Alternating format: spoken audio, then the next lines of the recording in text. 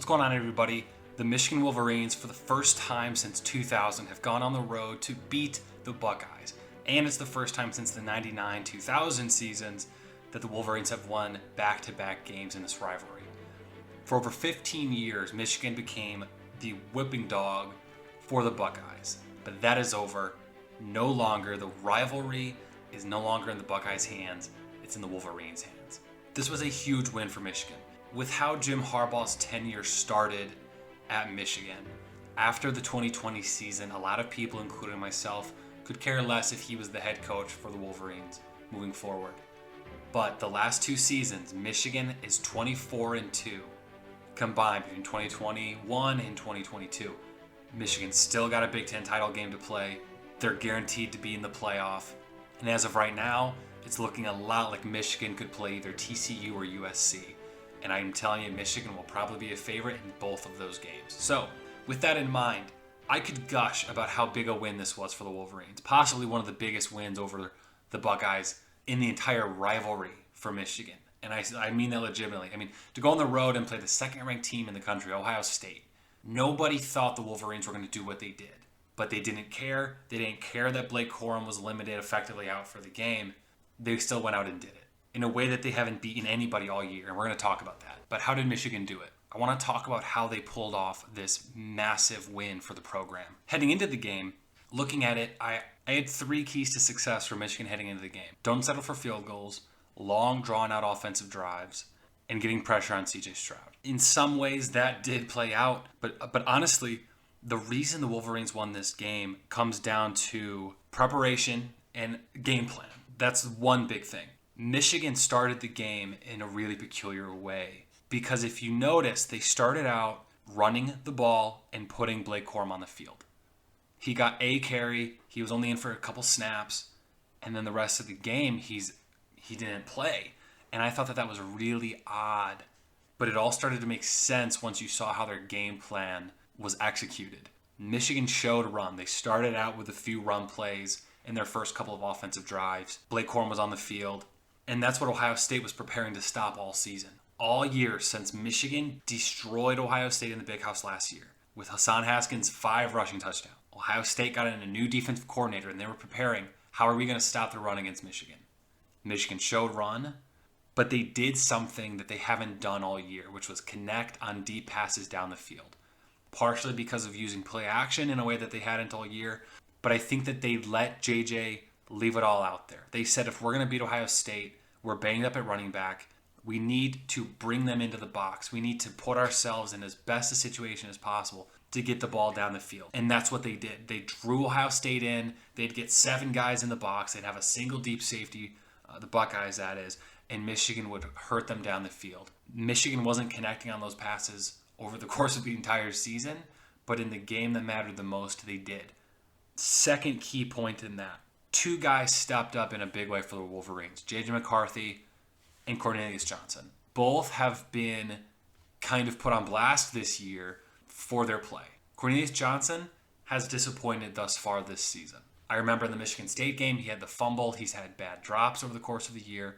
But when it mattered the most, he had 160 yards and 2 touchdowns in a career game for him. Cornelius Johnson had 4 touchdowns all season, none of which against great opponents. 2 against Indiana, a touchdown against Hawaii, a touchdown against Rutgers. But against Ohio State, he had 2 touchdowns alone. J.J. McCarthy had 260 yards and 3 touchdowns through the air and another on the ground. He had the best game of his career against Ohio State. He had to do it without Blake Corum, their best player on offense.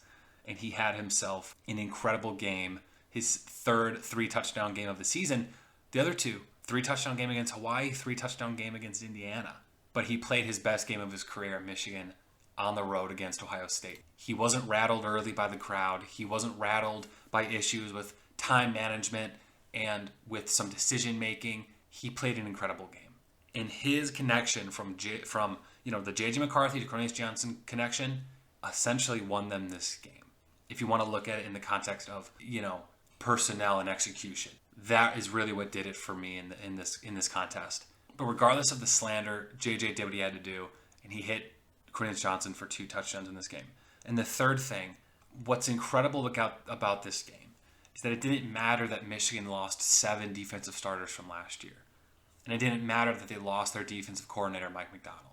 They still went out there and dominated Ohio State. And Ohio State, while they didn't have a terrible performance offensively, Stroud still threw for 350 yards and 2 touchdowns. He couldn't carry them against an aggressive Michigan defense. Michigan only had 1 sack in this game, and at times couldn't get any pressure on CJ Stroud. But they still were able to slowly, over the course of the game, strangle Ohio State. And they were still a second half team. They gave up 20 points in the first half to Ohio State. It was 17-20 at the end of the first half. I wasn't sure whose game it was going to be, but we all knew Michigan's a second half team. Ohio State able to score points in bunches very quickly. But in the second half, Michigan puts up 28 to Ohio State's 3. Michigan being a second half team, Michigan being a physical team, that came out in the second half with Donovan Edwards. Donovan Edwards was able to put up 200 yards and 2 touchdowns in the second half on Ohio State because in the first half, Michigan was gutting them through the air. In the second half, they said, man, we need to make defensive adjustments to stop J.J. McCarthy. And that's when they let Donovan Edwards loose. And he carried the game for them in the second half with a couple of huge runs. He had an 85-yard touchdown run in this game. Donovan Edwards, phenomenal running back recruit out of high school. He put it all together in this game for the Wolverines when it mattered most. And again, players stepping up when it mattered the most against Ohio State. And that's how Michigan has won back-to-back games against the Buckeyes.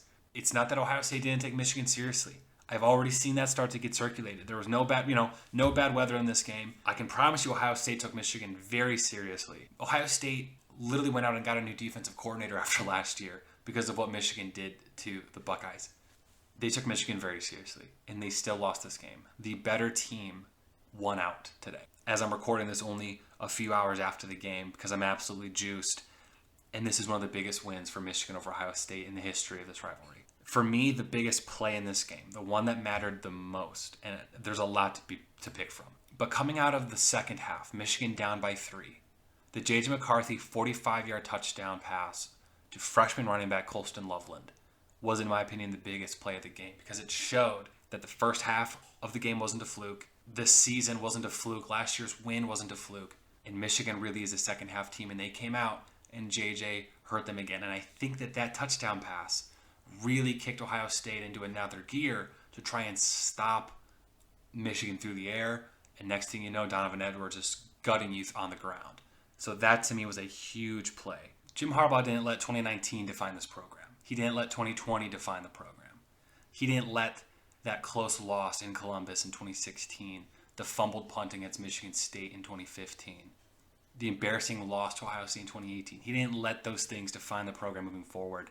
A culture change occurred, and Michigan is now the top dog in the Big Ten for 2 straight years, assuming that they win the Big Ten title, which they're going to be a very heavy favorite to do so. But myself included, I mean, there were people dogging JJ and dogging Jim Harbaugh this season, despite the fact that they were 11-0. But they did what they had to do in the final game of this season to remove all doubt, to quiet all doubters. There is now no doubt whatsoever Michigan's the best team in the Big Ten, and they are a national championship contender moving forward. With that in mind, thank you for listening, everyone. Please like and subscribe if you haven't already. I really appreciate it. I love putting out Michigan content. I put out college football content in general. This was probably the biggest win I've ever seen in Michigan football since I've been alive, and it's one of the biggest wins in Michigan football history. So remember where you were when you watched this game, because I don't think we're going to get another one like it. So again, thank you for listening, everybody, and go Blue.